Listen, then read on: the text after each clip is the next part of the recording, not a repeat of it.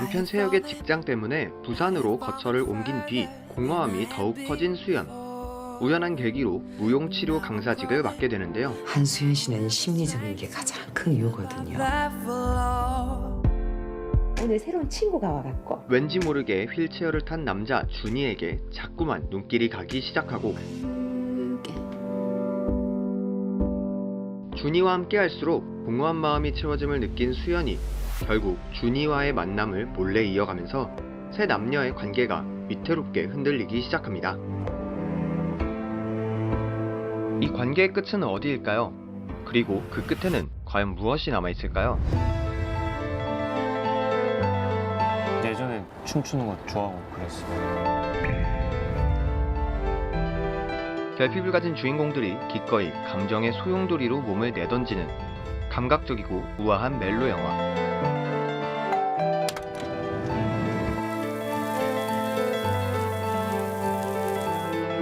그깟 공연이 더 중요해 지금? 그깟 공연 비밀 하나 얘기해 줄까요? 이거 아무도 모르는 건데. 8월 27일 개봉한 리메인입니다.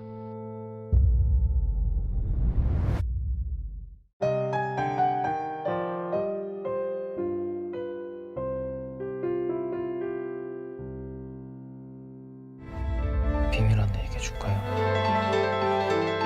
이거 아무도 모르는 건데.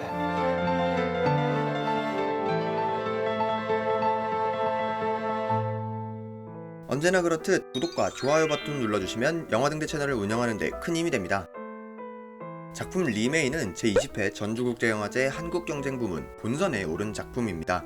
개봉하기 전부터 드라마 부부의 세계를 더욱 감성적이고 멜로화시켜서 영화화한 작품이라고 홍보가 되었었는데요. 제 개인적인 취향으로 드라마나 영화 둘 다 아기자기하고 희망적인 내용을 좋아하는 터라 사실 리메인을 보기 전 망설여지기는 했습니다. 리메인의 예고편만 보더라도 소소하고 희망적인 내용보다는 우울하고 파국을 향해 가는 불륜을 소재로 했다는 걸 쉽게 알 수 있었기 때문입니다. 그래서 작품을 보기 전에 대략적으로 이런 내용이지는 않을까 했었는데 사실 크게 다르지는 않았습니다.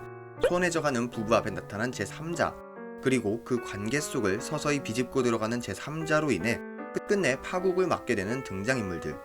불륜을 소재로 한 작품들이 그 안에서 일어나는 작은 에피소드들은 다를지 몰라도 사실 큰 틀은 비슷하기에 그렇게 큰 기대를 가지기는 어려웠는데요. 작품은 의외로 뻔해 보이는 드라마에 재미있는 몇몇 설정들을 넣어서 마냥 뻔하지만은 않다고 느껴졌다는 게 제 개인적인 의견입니다. 어떤 지점에서는 우리가 가지고 있던 어떤 인식에 대해서 일침을 날리는 느낌도 들더군요.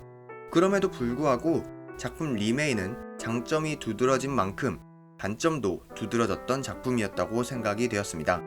영화를 보신 분마다 다르겠지만 지극히 제 개인적으로 작품의 좋았던 점과 아쉬웠던 점 몇 가지를 이야기해 보도록 하겠습니다. 예전에 춤추는 거 좋아하고 그랬어. 우선 좋았던 점 3가지를 먼저 뽑자면 한순간에 관객들을 확 끌어당기는 인상적인 오프닝 장면과 강박적이다고 느껴질 만큼 강조되는 화면의 구도, 그리고 거의 일정하게 유지되는 작품의 톤입니다. 사실 영화의 오프닝 장면이 이 영화에서 그나마 가장 좋았던 장면이라는 사실은 조금 아쉽기는 하지만 그만큼 인상적인 시퀀스였습니다. 극적인 배경음악과 함께 하준 배우의 무용이 시작되고 점차 커지던 움직임이 배경음악의 템포와 함께 속도를 맞추다가 건반 소리에 맞춰 작아지는 손가락을 클로즈업 한 시퀀스는 정말 강렬했습니다. 무용에 대한 지식이 전혀 없더라도 관객들을 일순간 몰입시키는 데에 확실히 무용이라는 요소는 좋은 강점이 되었다고 생각합니다. 또한 많은 장면들이 어떤 선들을 기준으로 분할이 되어 보이는 듯한 구도를 연출한 것도 재미있었습니다.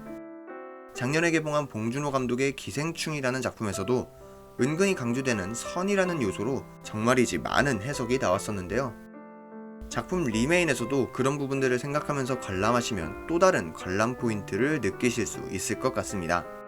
그리고 이건 장점일지 단점일지는 사람의 취향마다 다르겠지만 개인적인 장점으로 다가왔던 포인트는 작품 내내 일정하게 유지되는 톤입니다. 작품에 등장하는 인물들은 저마다의 결핍을 가지고 있습니다.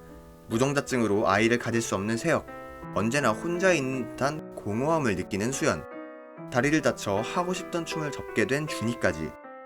도덕적으로 전혀 이해할 수 없기는 하지만 각자의 방법으로 이 문제점을 해결하고 더 나은 삶을 살고 싶어하는 욕망을 표현하기에 어딘가 어둡고 슬픔의 정서가 깔려있는 리메이는 처음부터 끝까지, 아니 솔직히 이야기해서 거의 마지막 부분까지 이 톤을 잘 유지한다고 느꼈습니다. 오늘 새로운 친구가 와갖고